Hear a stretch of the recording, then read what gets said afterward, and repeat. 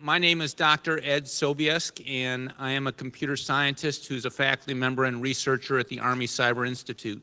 I want to know that I'm looking at all of you, and there's a 5-minute rule in place. In case you haven't figured it out yet, I am not Congressman Langevin. And regrettably, it's looking like he is going to miss the session. We will see if he happens to surprise us and show up. I will move quickly.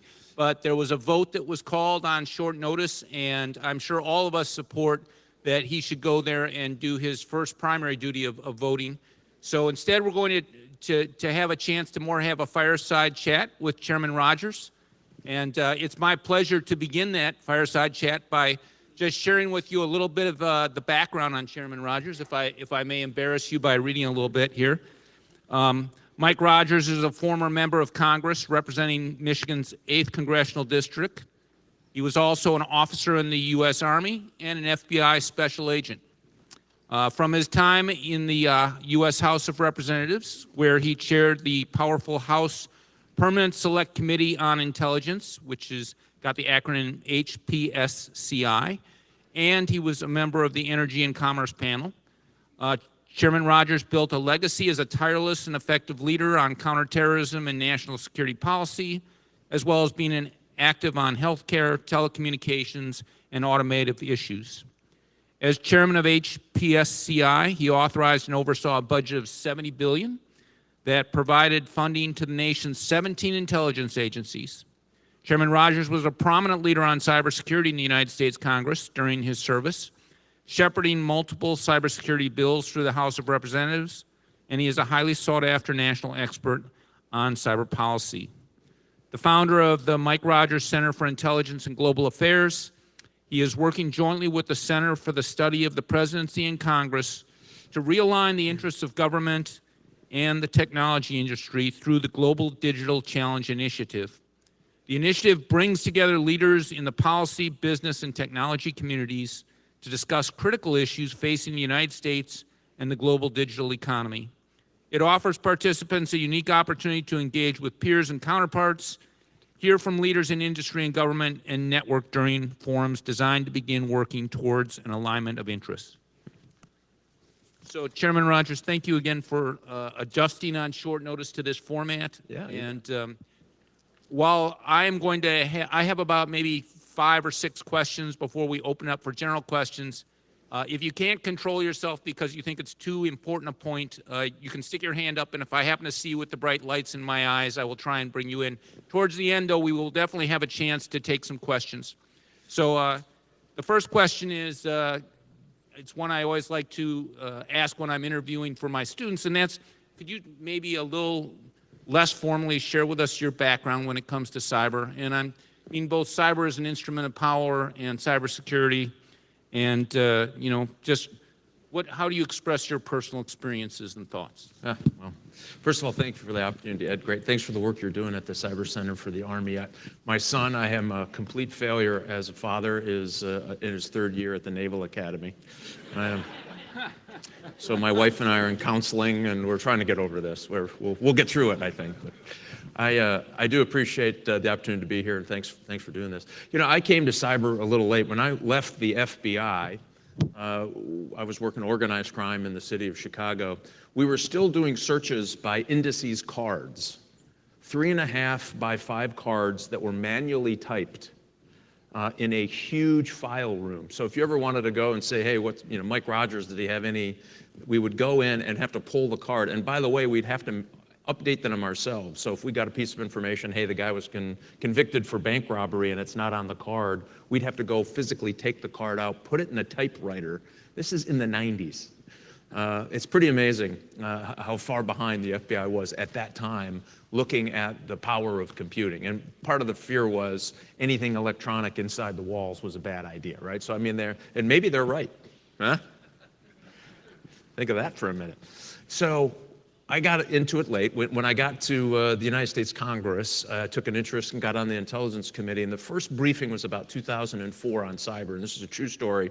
I got briefed that, sir, here's the level of attacks, here's our threat matrix, here's what we're doing to try to push it back, and you shouldn't worry about it. I think we've got it covered. True story. And we just saw it exponentially get worse, exponentially get worse, exponentially get worse. And then we saw this real shift that really, I think, got my attention, and my Democrat chairman and vice chairman and I decided we were going to focus on this problem. When Russia went after Estonia for the Soviet statue, anybody seen that statue, by the way? Really looks ominous, doesn't it? You stand on it. They made it that looking the meanest statue. I can see why you'd want that out of Liberty Square. I mean, it was designed clearly to intimidate. They moved it down to the cemetery. Many of you know this story. The Russians said, if you do that, it's offensive, we're going to attack Estonia. It nearly took Estonia off the grid, and they were very connected for a country at that time, when after all their government offices, you couldn't get cash, you couldn't get gas, your groceries were rotten in your refrigerator. It was really a life-changing event for those of us in the national security space, because that was the first time we saw a nation-state use its nation-state capability in cyber for a political event. They were going to make a political statement by doing it. That changed. It fundamentally changed. It fundamentally changed the way we discussed it. It fundamentally changed the way our U.S. defenses look at prepping the battlefield with cyber. Now that was always going to be on the leading edge of it, and how we started to try to defend ourselves. And candidly, I'm not sure we've gotten that piece right yet. And you just watch the progression over really the last decade, and you know how much trouble we are in and are going to get in cyber. It is moving really fast. You think in 2012, we had a nation state probing our financial institutions with DDoS attacks. It's all public information now. Iran was clearly probing, and we knew that it had better stuff. We knew it had really aggressive wiper virus stuff. If you looked at Saudi Aramco, started thinking, this is a problem. If one of those banks goes down, and it gets that wiper virus, as you saw in Saudi Aramco, took out 20,000 machines, made them paperweights. They do that at a financial institution. We had some of the financial institutions that were being probed clear about $5 to $6 trillion a day in global transactions, a day. Now, if that goes out, and you're trying to figure out who owes who money, that is an economic crisis that is well beyond the United States. So we saw that happen. 2014, we saw two nation states again decide to use their nation state capability to attack individual American companies for a political purpose. One was Sony, everybody's familiar with that. The other, North Koreans. The other was Iran, when they decided to go after the Sands Resort Casino and took out, public estimates are about $80 million in value in that company through a very long, very patient operation. They snaked their way from a small little casino outpost in Pennsylvania all the way back and got into their main system back in Las Vegas, and it caused about $80 million in destruction in value. Matter of fact, there's the one place you want to be luckier than good in cyber. Their wiper virus had a quirk in it. It tacked the nodes that would have propagated it downrange to every other casino they owned. And that wiper virus hit the nodes, and instead of propagating, it wiped it out. And so it couldn't propagate out of Las Vegas. That's, bead of sweat, but still $80 million. And now we've just seen it get worse. How many people got their letter from OPM? Yeah, me too, right? A lot of you got that letter. If you look at what's next, this is what worries me on this. This is all my interest in cyber. Now I do it in the private sector.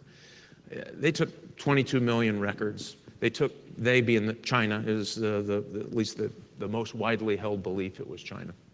They went into Anthem and took another 24 million records of individuals. And what we're seeing is a patience in writing phishing emails like we've never seen before. And it's getting better and better and better. They're getting more accurate and more accurate. Matter of fact, I had to update my SF-86 and doing some cyber projects that I needed my clearance updated again. And I couldn't remember where I lived 25 years ago. So I called the Chinese embassy. It was the best customer service I've ever had, by the way. It was unbelievable. And so you see this progression, and you know why we're in trouble, why we're having these conferences, and why you're doing what you're doing, hopefully. Well, I just wanted to let you know on that note how honored I was to get a Facebook friend request from you, and I look forward to our time together as Facebook friends. I don't have a Facebook account, so that should be the just kidding. No, just kidding. Hey, before we move on, I just wanted to ask sort of a clarifying question, not necessarily a long answer, but sometimes we talk about cyber and it has so many different meanings.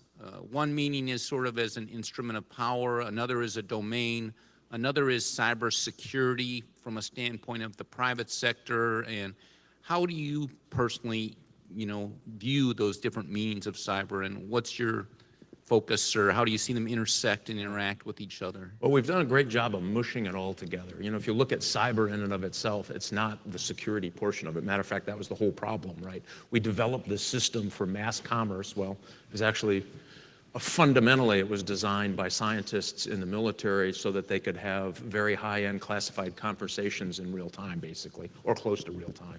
And then we've taken it on in the commercial sector, and it has been a massive driver of economic prosperity, both in the United States and around the world. Huge. And cybersecurity got wrapped onto that. So if we're in the security space, that's what we talk about, cybersecurity. But if you get out in the rest of the world, they're talking about cyber as that additive productivity increase to whatever industry and operation you have. And so sometimes when we talk cyber, people think of cybersecurity. That's really not it. And when we started, what we did when I got done being chairman, decided that we should have an effort where we tried to make the distinction that, listen, if you're going to have economic prosperity in e-commerce and cyber, then we better have a conversation about cybersecurity as a part of it. But we want to make sure that people understand it's not cybersecurity to cap anything off. It's cybersecurity as a consideration of protecting your economic investment and the cyber prosperity that's coming down the pipe. And we found that that was a much better approach to talk about this, because we all get caught up in the privacy versus security. And Congress is completely wrapped around this axle. I think we're in a hangover from Snowden that we are not over yet. I'm not sure we'll get over anytime soon. And so because of that, the narrative on that, we have not really dealt properly with trying to encourage a better security on your networks for what you're going to do to protect your brand, your product, and candidly, cybersecurity is really about protecting data. That's what really it's all about. Thank you. So my next question you could probably lecture on for an hour, so I'm going to ask you, I've got more questions than the... Don't give me an hour, I'll take it. You started to touch on it, but how are you seeing the use of cyber, as an element of power evolve among nation states? Maybe where do you see it at now, and then where do you think it's going? Yeah.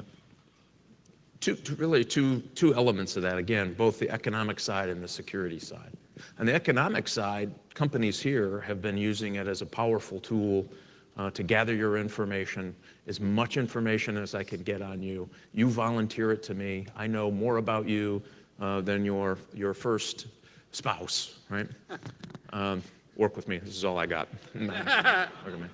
And then I package it, and then I sell it. I advertise, so I can get you an ad that gets you to buy exactly what I think that you're looking for, right? And the FANGs, Facebook, Amazon, Netflix, Google, have been driving the economics for the last 2 years. If you look at their stock prices, they are driving a great economy, right? That small segment. And that small segment is all based on how much information can I scratch out of you so that I can sell it and repackage it. That's an economically powerful tool. Matter of fact, those big companies are not technology companies. They hate it when I say this. Is there any Google folks in here? They're advertising companies, right? They're the largest advertisers on the face of the earth and in the history of the world. They're advertising companies.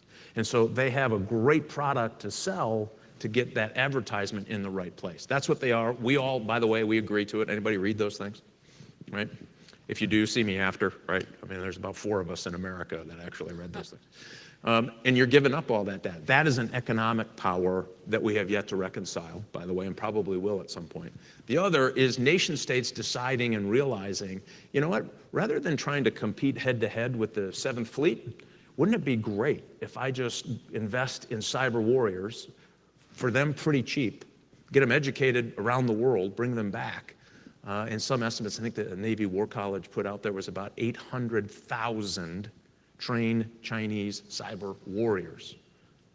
Just warriors. These are the folks who get up every day and try to break into somebody's system or do some mischief. 800,000.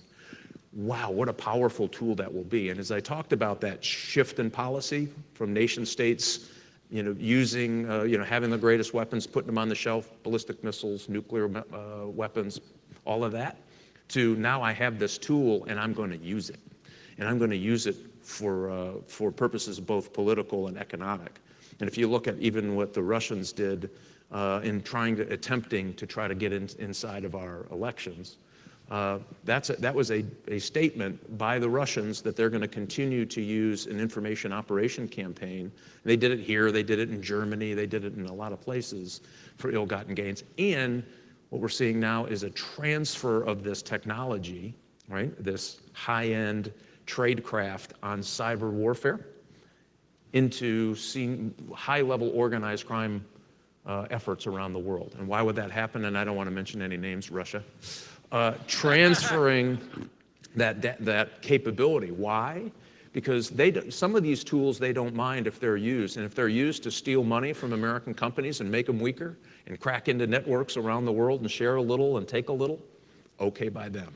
And so we're seeing this odd kind of confluence of what we would normally consider weapon systems in the hands of rational actors passing through folks that we would not say are rational actors. And not only that, they might not be nation states. What levers do you pull when they're not a nation state? And so those are the two ways you see it. Iran is very good. How many people 5 years ago honestly would have said North Korea would be a cyber player in the world causing trouble?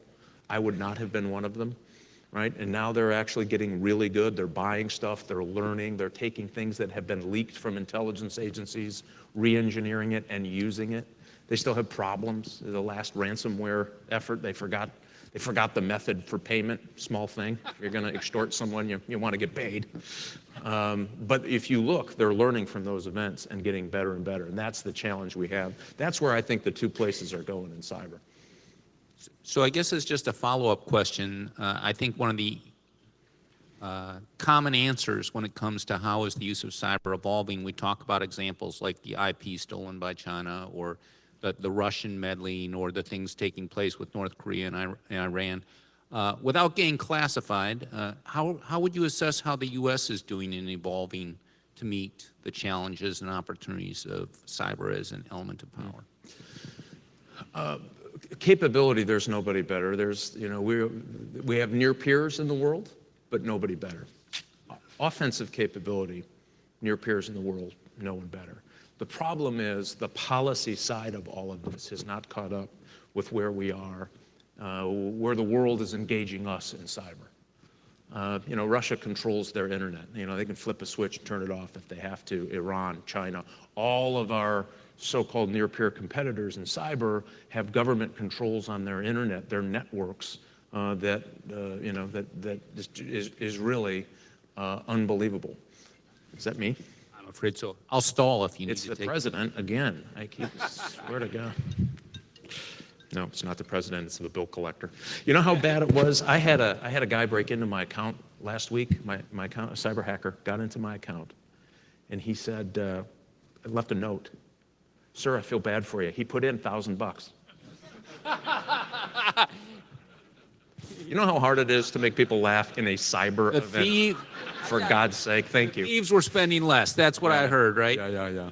And so, again, the point of all of that is that we're going to have to get our policy right if this is going to happen. I tell the public sector all across the country, there is no cavalry coming. Don't count on it. The private sector is going to have to be your main line of defense and your secondary defense, and it's going to have to be your own cavalry if we're going to get this done. The government is doing all it can to protect .mil and .gov, doing a pretty good job of that.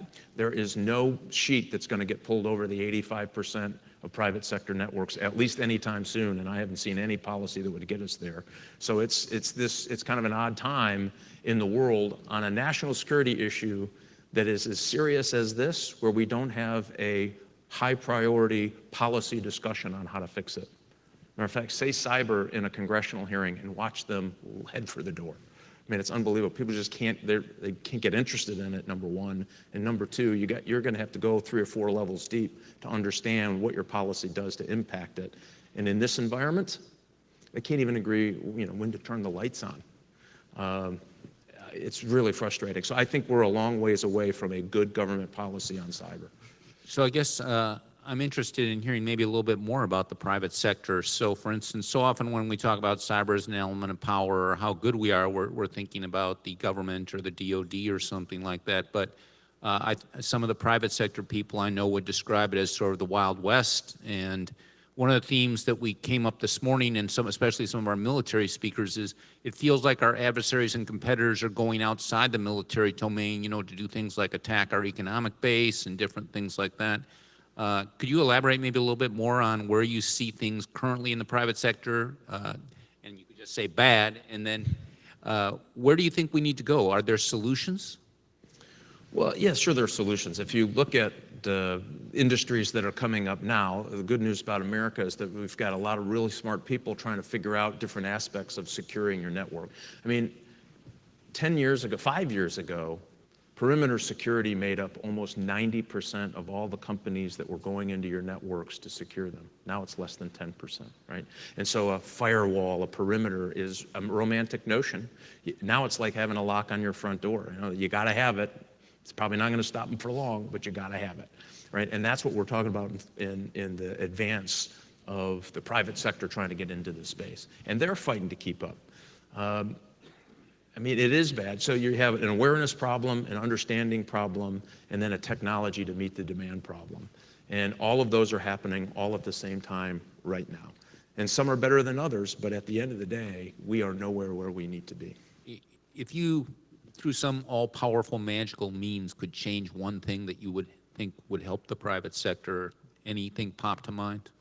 Yeah, we started this, Dutch Ruppersberger and I co-authored the bill that would provide real-time machine-to-machine sharing with very good liability protections in there. So they got some version of it.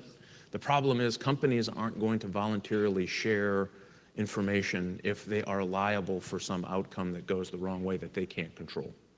And without that liability protection, we're going to be stumbling through this sharing. I mean, if you think about, you would be able to use the best of the private sector from what we already know is great happening in DoD. NSA is doing some great things. Even the agency is doing some good cyber work, and they're bringing that information back. If you could share that threat information in real time, machine to machine, with the private sector as far upstream as you can, think how much you could kick out. It would make the private sector much more impactful at keeping it out or finding it or mitigating it in your system. That's what I do. And it's, the big fight was over the liability protections. Who has to pay? And my fear is we're getting attacked from all angles. We'll figure out who pays later, but at least let's put something in place that we know adds to the security value of what you're doing across the country. Are you seeing any progress when it comes to a realization from an incentive perspective of this sort of shared interdependence? I mean, even among nation states, I think it would be negative for the United States if Beijing or Moscow's power was to go out for 3 months, and it would be very negative for them if New York City was to lose power for 3 months. So there are, both at the nation state level and among businesses, it feels like there's more and more of an incentive that there's some interdependence between competitors. Are you seeing that realization affect decisions yet, or are we still needing to move in that direction? Well, we're seeing something really interesting. Yes, you'd like to think that they're rational actors. Why would we take down the power grid in Beijing or vice versa? I mean, we owe them too much money, right? There's no economic majors in here. It's all cyber scientists. And if you think about what they have done, it's really interesting. So the Russians have done something. Let's take the election, by the way. This drives me nuts. This is not a Republican problem or a Democrat problem. They've been using this technique since about the 1960s. And during the race riots, they were trying, through leaflets and bribing reporters, to get stories and trying to get fake stories printed in magazines to try to get Americans at each other's throat over race. Because they said, hey, any chaos is good for us. And we watched them do it. We knew that they were doing it. Then they flipped it again into the 70s. Then they flipped it again into the 80s. And now what they've done is said, wow, I can touch every American individually. You're all online. I can find you. I mean, if I get your name badge today and I see your face and where you work, or at least a resemblance of where you work, I'll find you. I can absolutely find you. And then I'm going to find your LinkedIn page and your Facebook page. I will know more about you by the time you get off the train than when we got on the train, right? Unbelievable how much information we fly out there. And so the Russians saw the same thing. And so they have been aggressive. If you look at the targeting of their ads and how they were doing it, they were race baiting in their ads, right? And they knew people that would be more inclined to click on that ad than not click on that ad.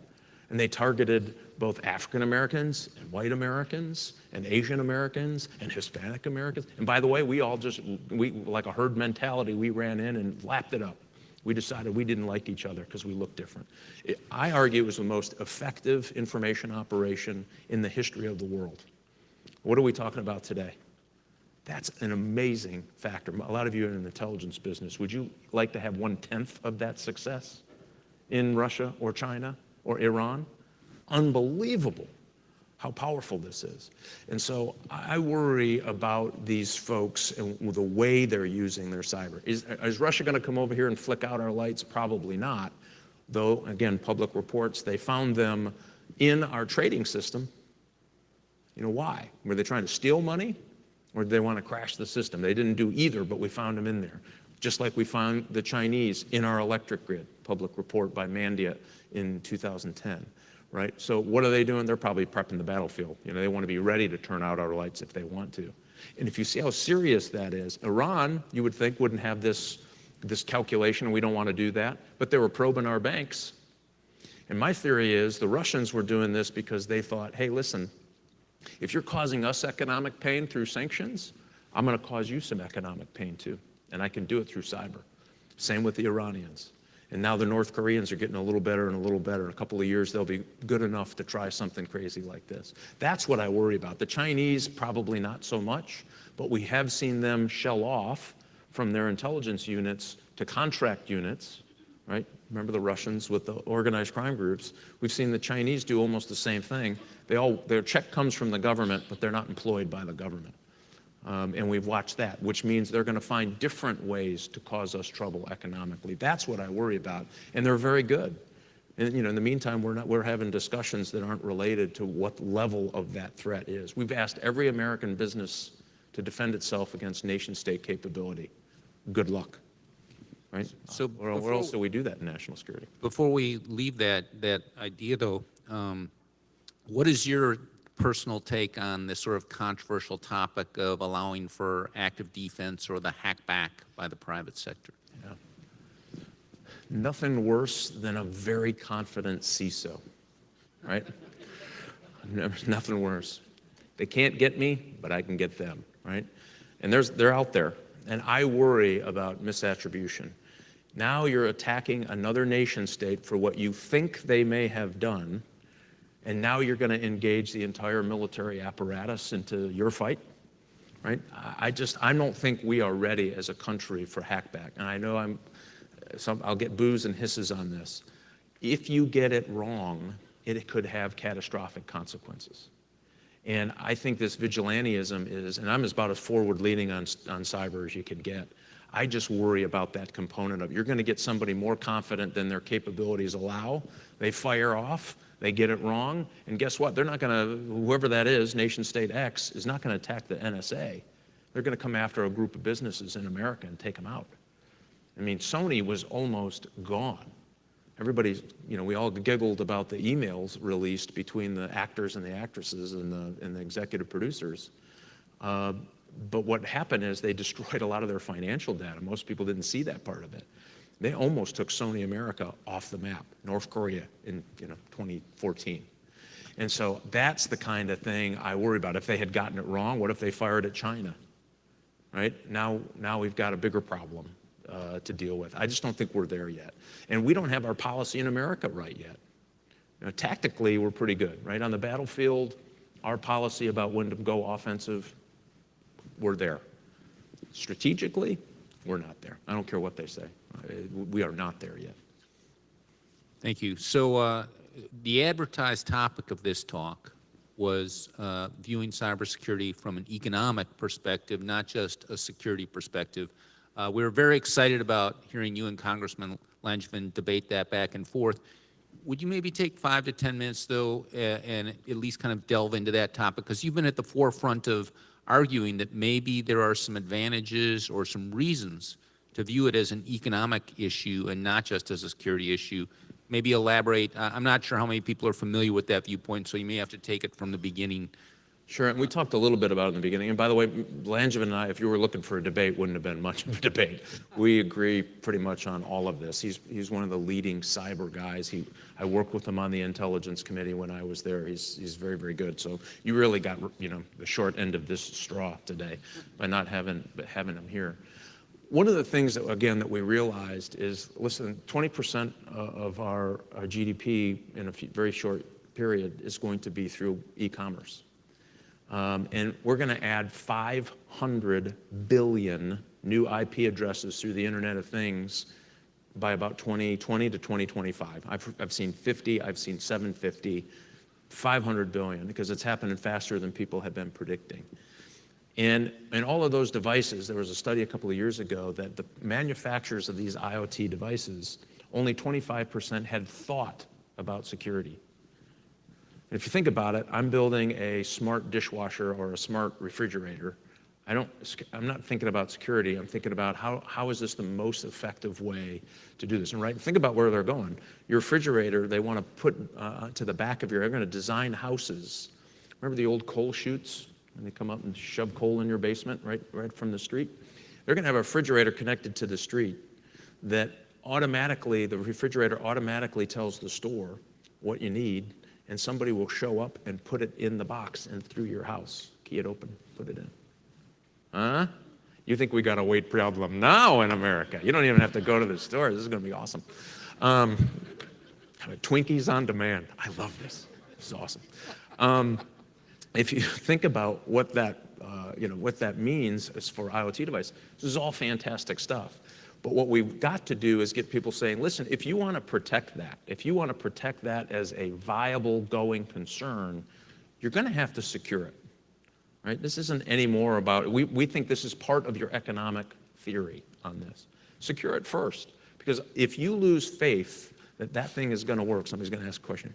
We'll get right to it. If you lose faith in that, if you lose faith that you can go online banking, will you stop using online banking? If you lose faith that every third time you go on to buy something online, your credit card gets ripped off and all that goes through it, you're not going to go shopping online. Our argument is, help us up front, get you where you want to go economically by building in security up front on these devices. We want to help. We want to do it. We're private sector led.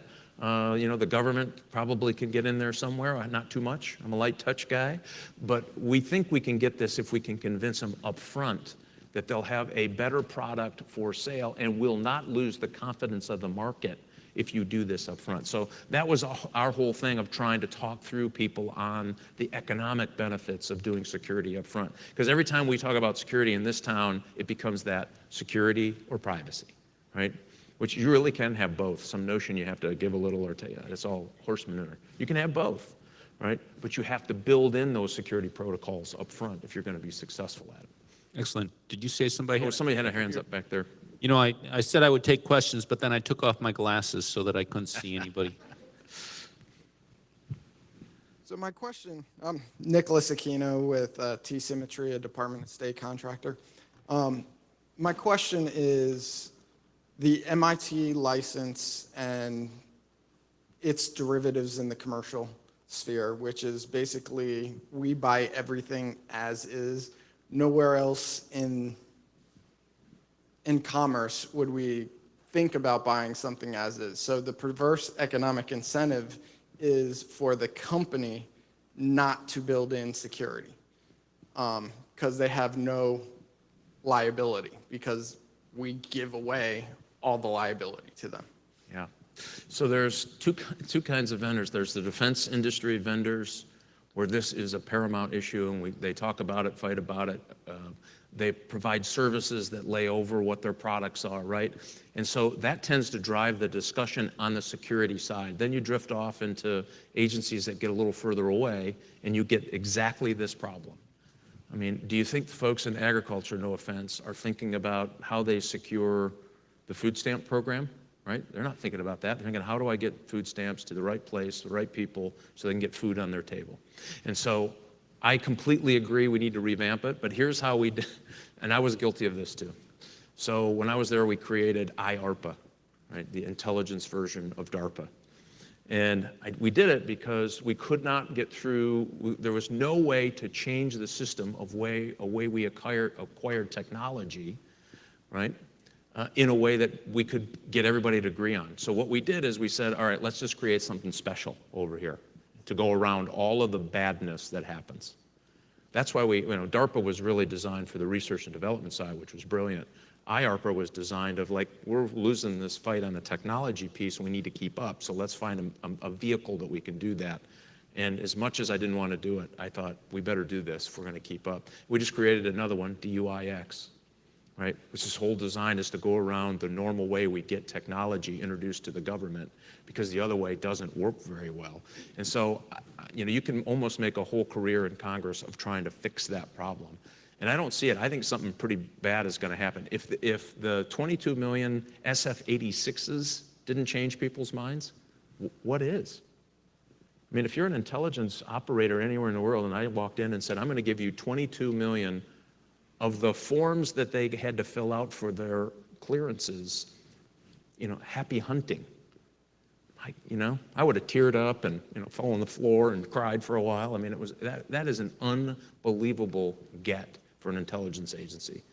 And if that didn't change the behavior in Congress, I'm not sure what big event is going to do it. I worry a lot about this. What I like the administration did? They pushed it all onto the agencies for being responsible for cyber. It is amazing how that woke them up.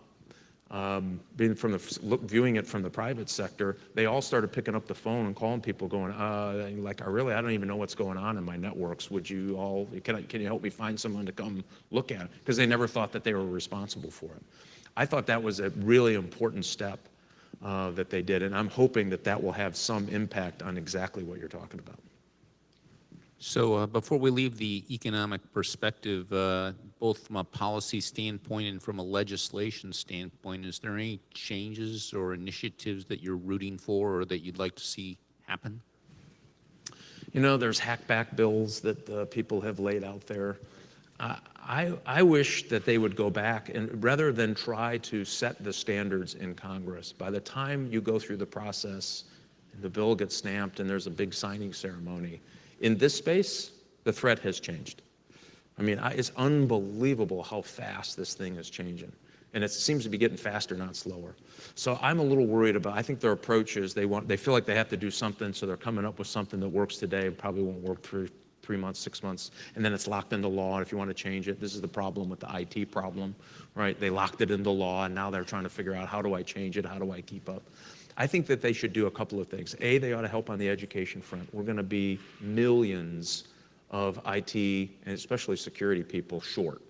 As a matter of fact, we already are in the million, likely to be millions before this is done. Congress could play a really important role about trying to lead that education effort. Now they're thinking that you can be on the beginning end of that spectrum without having a college degree. There's a lot of really smart programmers out there who don't want to go to college. Well, let's find the right certification to get them certified and get them out working for the good guys. And so I think that there's ways that Congress could do it. If I had told them to do one thing today and they'd listen, that would be it. Help us fill this pipeline as fast as you can. Again, defense services aren't going to protect 85% of the private networks. This army of individuals will likely be in that fight. We need more of them. So looking forward a little bit, and we'll open up very soon for questions. Sometimes it feels like there's a little bit of an arms race, or maybe even a lot of an arms race when it comes to things like machine learning, quantum computing, robotics and autonomous systems and all these sort of things. What's your take on that? Do you see that? Do you feel that that's in the air? It's certainly from the publications that and the pronouncements that places like China are making, it seems like our competitors are aware of a race taking place. Do you see the U.S. As being a little lax, or do you think we have a sense of urgency and purpose? Well, two kinds of AI in my mind. One was the commercial aspect and application of AI. Good stuff. I'm part of a company that does machine-to-machine learning for structuring threats, orchestration, it's called. So Sergeant, or General Hernandez, I just called him Sergeant, oh my Lord. General Hernandez, sorry. Sorry, General. We're part of a company that's doing some really exciting work in this. And that has an AI component to it. This is why I didn't go very far in the Army. Could you tell? This is a positive thing, that machine. So there's that AI learning that you can control and you can set parameters on. But what the fear here is there's this other side, the weaponization of AI. This is where people get a little nervous, and count me in. You get people like Hawking and Elon Musk saying, be careful. I'd be careful. There was a great story that was told to me about why we should worry about AI. For the defense folks that are here, you'll find it interesting. I can't tell the company. They were doing some guidance testing. And they were going to figure out how to take all of the environment of which a missile system was flying in, take that data, feed it into an AI system, and have that thing as accurate, I mean, hit a quarter from 500 miles away, right? I mean, that accurate. And they put some protocols on this missile that said, these are your moral protocols. You cannot go beyond these moral protocols in this AI system, right? So as this thing is moving along, it decides on its own that its mission is more important than anything else, right? I mean, aren't we taught that as soldiers, right? Your mission is more important than anything else. Accomplish your mission. So this thing decides that those moral protocols shouldn't be applied because my mission is to hit that quarter 500 miles away. And so what it did is it went around and started engaging systems in the back of the missile system that was not supposed to have access to in order to facilitate its mission. Now you think, well, that's okay, right? Except it went beyond its security protocols. Now, if it can do it for that system in a guidance system, what will it do in other systems? So the Great Britain just came out and said they won't put AI in a weapon system. That's a clue. The bigger clue, I used to be an FBI agent. This is a bigger clue. Vladimir Putin gave a speech and said, whoever controls AI will win the next fight. I don't know about you, but that didn't make me sleep well at night, because that means his race is on, but he wants to weaponize AI. There is some huge advantages to it. Now, we don't want to cut it off, right? Can you imagine having a nurse walk in your room that's a robot that has read every medical publication, knows every variant of drug and its interaction with every other chemical compound at your bedside, and by the way, it updates every night? Wow, I kind of want that nurse in my room, right? Versus the doctor who, had his 60th birthday and he's completely liquored up in your hospital room, right? Thinking, like, you don't look bad to me. Or maybe that's just me, I don't know, but you look fine. Anyway, but you want to protect that, but I think we have to be very careful. If you look at World War I, World War II, by the way, quickly, when technology got ahead of what we decided we understood the consequences were in this world, right? We got to a very bad place. And there's lots of political factors for World War I, no doubt. But their military commanders believed they had superior equipment and technology and could win in a matter of months. Fast forward to World War II. They believed that jets and missiles and the accuracy of their weapon systems was going to give them a technological advantage on the battlefield, and their armor, and can fill in the blank. What if that next go-round somebody says, my AI weapon systems are smarter, better, will kick their fannies on the battlefield? Right? I do believe there's a point in history every so often where our technology gets ahead of our understanding of the consequences. And that's where I think we are on AI. And I just think I don't think we need to walk away from it. I don't think we should stop it. I just think we have to better understand it and understand how we put protocols in that actually they can't beat, if it's possible. In the old days, being a tanker, it's hard for me not to come at you, though, and say, if our adversaries and competitors are weaponizing AI, don't we need to as well? I mean, at the beginning of World War II, say 1935, if we hear that Germany has come up with this fascinating way to combine mechanized forces with air power and wireless radios to do something called blitzkrieg, it sounds like a dangerous thing. We better not go there. And then France falls in 7 weeks, or Yeah. I mean, if our adversaries are going to weaponize AI, how can we stop them? Well, two things. A, Blitzkrieg was a tactic, not a technology. And we adapt to tactics with tactics, right? I do worry about, I mean, I think you need to understand it and study it. Clearly, somebody was putting it on a missile thinking this is going to be the biggest, fastest, most accurate missile ever, right? Fire and forget, put its target coordinates in, and goodbye, bad guy, right?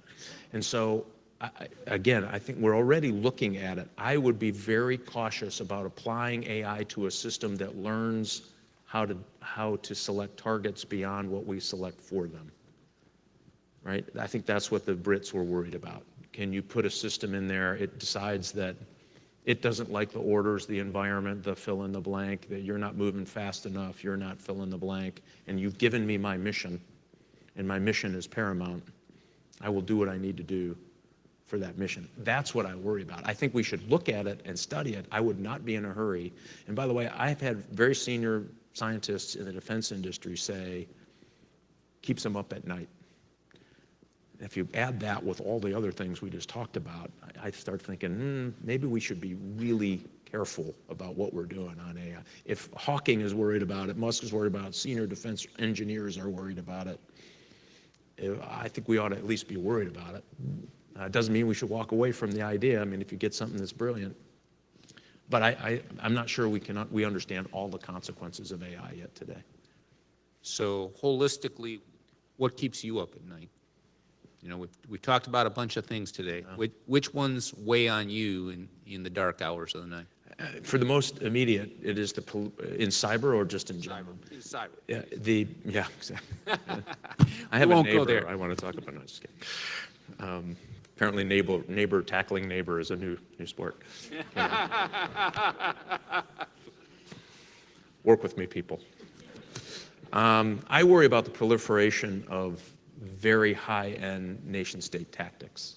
That's what I worry in the short term. I mean, if you look at all the things that are coming, you see, the botnets, and then, by the way, AI to botnets that we see really sophisticated nation-states using to their advantage, right? So now we're trying to figure out how you defeat that, where this thing is thinking faster than you're thinking and getting into your system. If that gets into the wrong hands, that notion about what's that big thing that happens, and we have rational actors with great capability and we won't do it. I can't say that I believe Iran might not fit that category of a rational actor. I might argue it doesn't. Kim Jong-un, good hair, rational actor? I don't know. If you start thinking down international organized crime group that doesn't have they don't worry about schools and roads and all that, they just worry about stealing, and they get a hold of this, what do they do with it? And I just don't know if we're prepared. I know that 85% of private sector networks are not prepared for it. That's what I worry about in the short term. Somebody gets a hold of this stuff. And when there's stuff leaking out that's really good stuff that people know how to re-engineer, and unfortunately we've had a bad 2 years of that, that worries me, because that stuff's, with small, slight modifications, you can do a lot of damage with that stuff. And somebody wants to fire, for $1,000, somebody rented a botnet that had, refrigerators, printers, cameras, for the first time, right, all of these IoT devices for $1,000, and took down Dyn, which is the traffic cop of the internet. And they're supposed to be used to DDoS attacks. They eat them for lunch, right? This is just what they've put up with. Took them down for almost 2 hours. And it was one guy rented on the dark web for $1,000, 100,000 botnet, and took them down for 2 hours. That's all that commercial activity. If you think somebody who gets honked off and has some technology that is more damaging than that, that's what keeps me up at night. Sounds like there's some shared interdependency, though, among the civilized world, sort of. I hope so, but I don't think Russia, or certainly China, they've built such an economic powerhouse on our technology and Germany's technology and Japan's technology that they stole. I would not be in a hurry to fix that problem if I were the new Chinese leader. So before I open it up to questions, did you have anything else you wanted to say, or can I go ahead and Let's do it. ask? So paddle one back here. Yes, my name is Lieutenant Colonel Chris Quick. I work at the Global Engagement Center. And part of our mission set, which just got added, was counter-propaganda and disinformation. So my question to you is a very challenging one from the standpoint of economics and also global influence. How do you balance managing a company or a nation state like China who's buying up the U.S. entertainment industry with the influence piece, but also propping up financially Hollywood through the financial means and building new theaters, putting in new movies and things of that nature, developing content for their own influence, but generating financially within the United States. How or should we regulate that?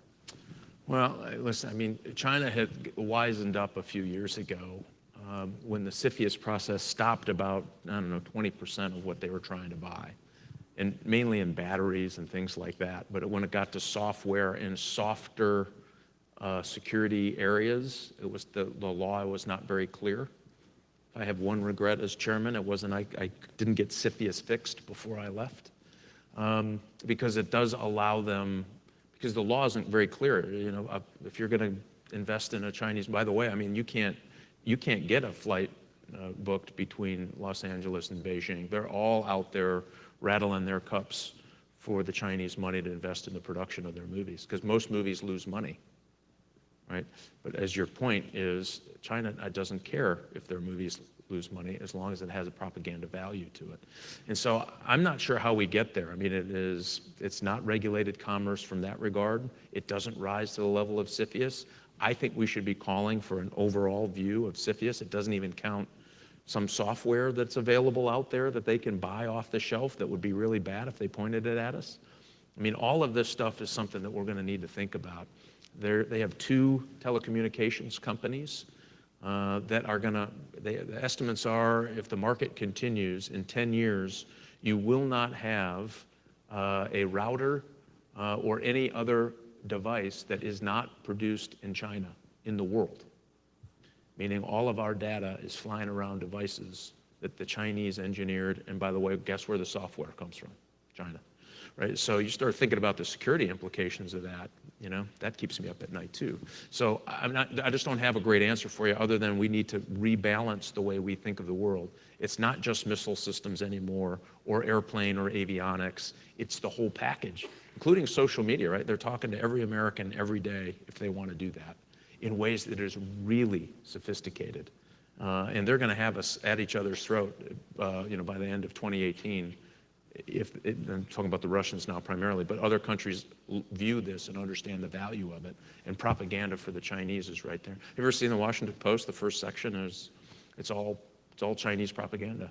It's smart, I guess. So just for your awareness, there are a boatload of questions. I've seen them, and I'm going to bounce back and forth from each side. But no, I've been signaling with the people, though, just so in case you're wondering, wow, no more questions. There's a ton of questions. Oh, okay. So I'm going to bounce over to this side, right here. Lydia Kostopoulos from the National Defense University, specifically the College of Information and Cyberspace. I'm glad you brought up lethal autonomous weapon systems, and I have a question for you about that.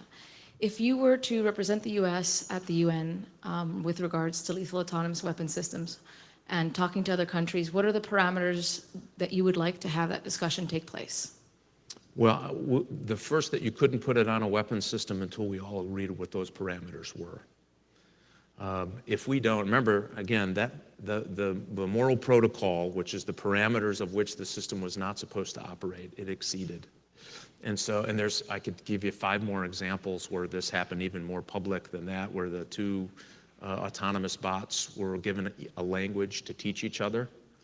You're all familiar with this, right? And after about 4 days, they had to shut them off because the bots realized that the languages that they had given each one of them was inefficient, and they taught themselves their own language, of which no one could decipher. Right? You put that in 2 AI systems talking to each other, and that should raise the hair on the back of your neck. And so I would make sure that we could agree on what those protocols are, and it would have to meet a really high test threshold of how they would operate. Some would argue, you could put the standard like it can't be a target differential, so you can't use AI to change target sets or fill in the blank. I think we're not even close to that. I think we've got to figure out the actual technology piece first. Okay, and over here? Hi, Fernando. I wanted to ask you about 702 reauthorization, mostly about how I'm trying to how we can make our privacy concerned people comfortable while also making sure that our intelligence community has the ability to do their jobs. Yeah. So if the intelligence community loses 702, I'm hiding under my bed for a month, right? It is. Can you just fill them in on 702 for those? 702 is basically the data portion of collection that goes beyond, the to from on the front of the envelope in electronics, the metadata, and allows them to engage in collection on activities primarily overseas. And so somehow in this political hangover, people thought that 702 was targeted against Americans in the United States and that, we could read your email and all of that, or they could read your email. And again, this is that Snowden political hangover that we have. We got so far behind that political narrative. Everybody was standing up saying, oh, I'm going to be the only person that defends your freedom from the government and reading your emails. And the sad part was nobody was reading their email. I mean, I like Aunt May's Bunyan's emails as much as the rest of you. But the government really doesn't have time for that. And so they didn't understand the law. So there's a big push right now of people trying to get together. Again, it has to go through a process. So that due process is so important to a 702 implementation, if you will, or engagement. And what I think the government has to do is sell that piece better, or we are going to have restrictions. And again, I hate to say this, but there's a lot of colleagues of my former colleagues who will not fully understand the legal ramifications of what they're doing, mainly because it's easier to go back to a town hall and said, I told the NSA that they couldn't read your emails anymore, and everyone cheers, hey! And you don't realize that you've just empowered Russia, China, ISIS, and every other terrorist organization to have full communications capability, and we can't see it. And I really am worried about this. I'm glad you brought it up. I think we just have to get ahead of what the protections in 702 are. We should always lead the conversation with what those protections are. What is the oversight of it? What do they have to do to use it? Who can get targeted by a 702 authorization? All of that to me is really, really important. And if your departments in communication aren't up on the Hill talking to somebody about this, shame on you. You are part of the problem. Everybody should go up and spend a little time. I know you got to use your legislative staff and all that, or the government. Just go by them. Just go up there. They won't.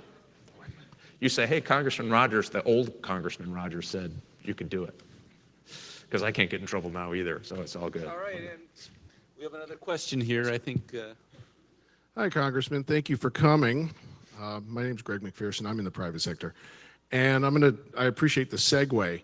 I'm here to go up on the Hill this week because I would like to see some policy, as you've addressed in your second answer and also in your fourth answer. So I'm hoping that you could just forget the fact that we're sort of competitors and just tell everyone here your thoughts on the best way today for people like me to go and address legislators to say, this gridlock needs to stop because the threat is not going to stop. I mean, you're familiar with security by embarrassment. Yes. Rather have the security than the embarrassment. Yeah, I'm with you. And are we really competitors? So many of us out there. It's all good. I'm sure you're talking about a cyber company. Is that what you mean? Yeah, that's good. You should be out there. You get lots of clients. They need your help. First of all, there's no real magic trick. Everybody is, it's a big deal. They get elected to Congress. People are like, ooh, the congressman. If you can get to their senior staff first, I would do that. Everybody wants to see the member of Congress. And I would never forget, spring times were the worst because people would come in literally nonstop from about mid-March to about June, when school got out pretty much. And I would have meetings all day. Then I'd have to run down to my Energy and Commerce Committee, come back. Everybody wanted their 20 or 30 minutes. And by the end of the day, sometimes I had a hard time remembering what my first 3 meetings were.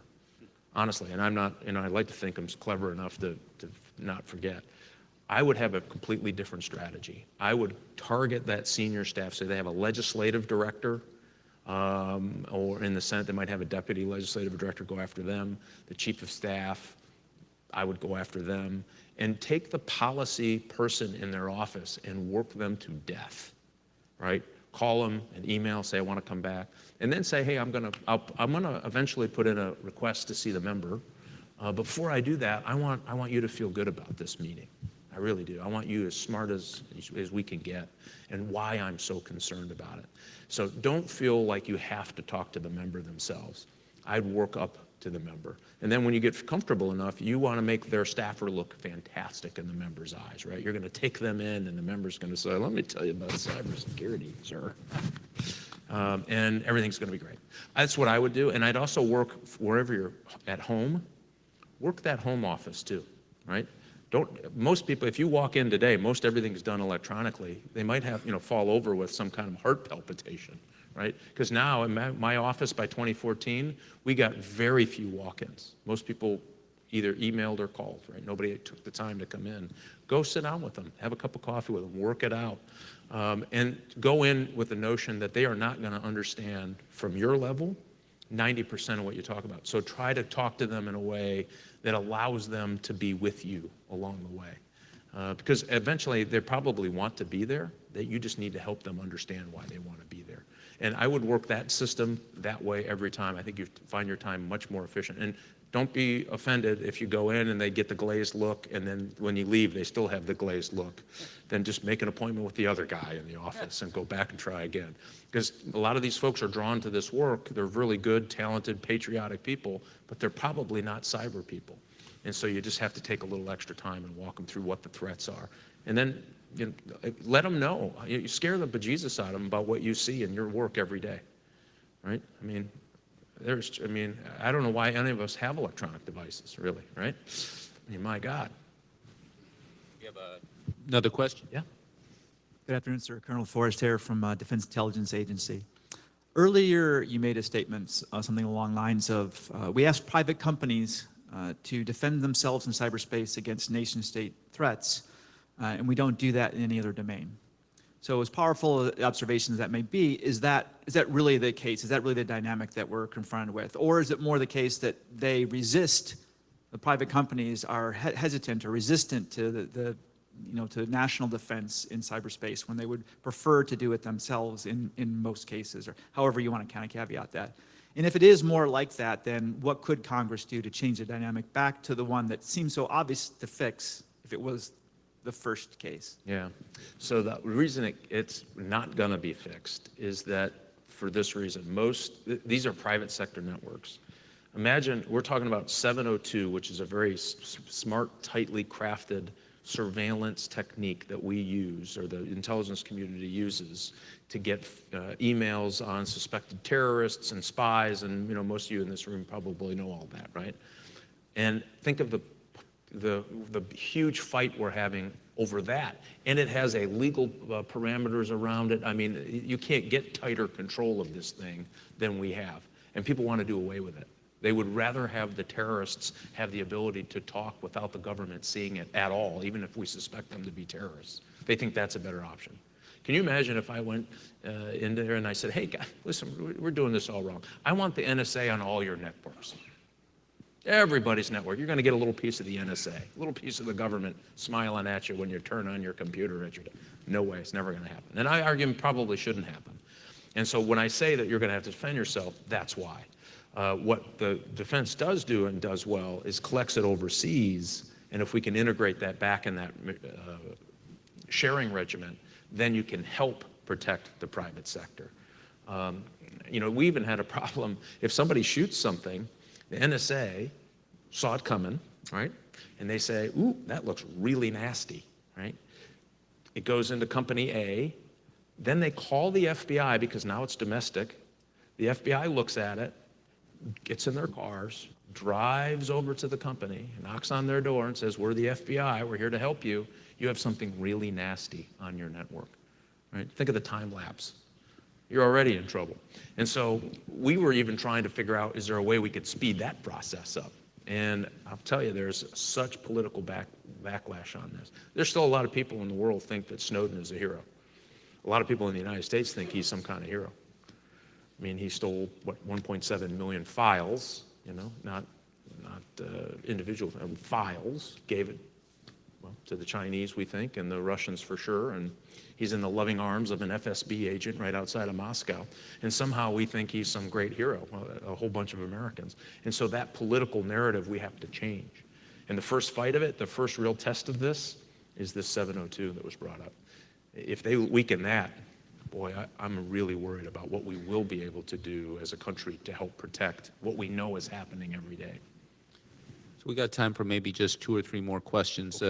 That is actually a little misconceiving. It's about 4 minutes is when we need to break off if we're not going to have everybody sneak off for their coffee break. Awesome. So we have a question. Should have had coffee or drinks before we started, actually. I'm more entertaining if you've been drinking. Right over here, sir. Good afternoon, Congressman. Ross Rutter, U.S. Air Force. You mentioned that the nation-state proliferation of cyber technology keeps you up at night. In your opinion, what do you think could be done or done by the international community to ensure you get better sleep at night? And do you think the Wassenaar arrangements incorporation of cyber technology is a step in the right direction, or there could be more done? I think we have to engage in the international discussion, and we're doing some of that. There's efforts underway in Vienna. I think the EU is having a separate one. The NATO Commission has something that meets and is trying to figure this out. I think we have to do that, but we also have to understand the reality that we have empowered nations who, the Russians are having a hard time fielding a full naval fleet right now. They invested in nuclear submarines, they invested in their special forces, all of which are really good, and they've invested in cyber. And so they're thinking, yes, we should fix this, and I'd like to talk about it for at least 10 years, right? This is the problem we run into. Same with the Chinese. They're like, oh, yes, we should absolutely have standards because the United States is really bad. I read what Snowden said. I wish I were kidding you. Right? They push that back at us. And so they're saying, yes, we should have these restrictions. And what happens is we don't want to restrict ourselves and know that our enemy and adversaries aren't paying a bit of attention to it. And so that is a really tricky thing. There are these, I encourage them to happen, because who knows, one day we all wake up and we go, we found it. This is it. This is what it looks like. I just think we're a long way from that. And I think the private sector is going to have to fill in this gap. And our military and defense services are going to have to increase their capabilities. Cyber Command is going a long way to do that. They're still a few years off of really robust capabilities, still a little bit of leaning on the NSA. At one point they'll be really separate and capable. Until then, this is just it's a track meet. So we have a question over here. Sir, Cadet Kane, USMA. Just a little bit of a shift here. When you were talking about AI attacks, is it ethically possible for an AI to arm itself, target, and engage anything really besides another AI? Or do you think that if we possibly overcome the technological threshold, the ethical implications are going to be what actually stops us from utilizing AI on And that's a great question. And this is the million-dollar question, candidly. It is, how do you protect that ethical equation that you talked about? You can only engage other AI targets. Now you can put it in the moral protocols of the bot, but if it understands, this is what we worry about, right? Think of the the Terminator. If I now understand that by engaging every AI target I have, and then I learn because I'm environmentally aware, right? That's what makes an AI so good and fast and sophisticated. And now I know guess what?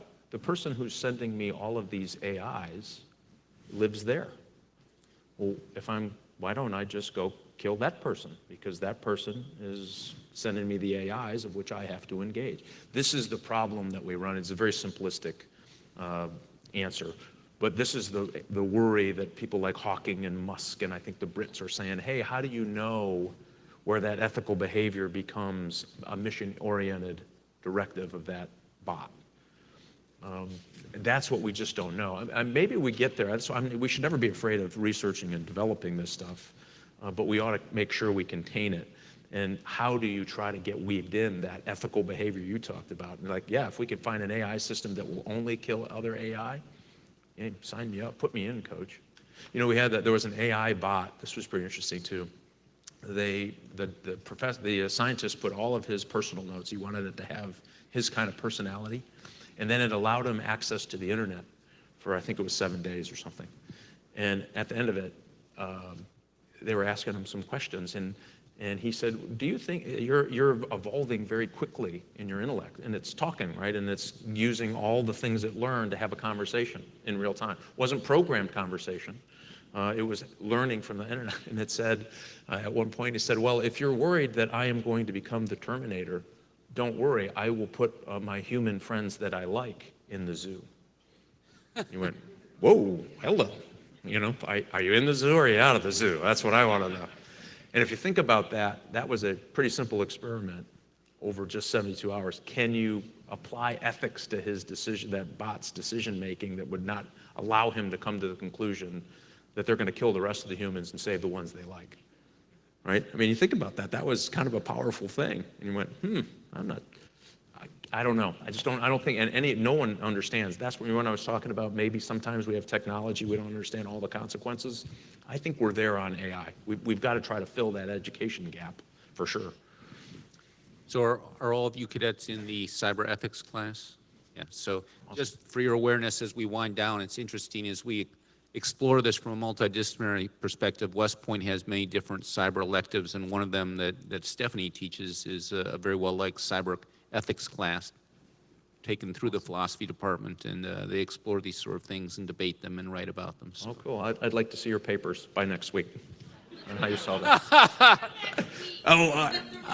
I love it. Oh, I love it. Oh, I may be reading your paper, sir. So before we head out, both as a gesture of thanks for all your magnificent service over the years and your continued service, and also for joining us here today, we hope that you would take this small token. And thank you again for your candid and very thought-provoking answers. Appreciate it. Thanks, Ben. Thanks for having me. Thanks. Thank you very much.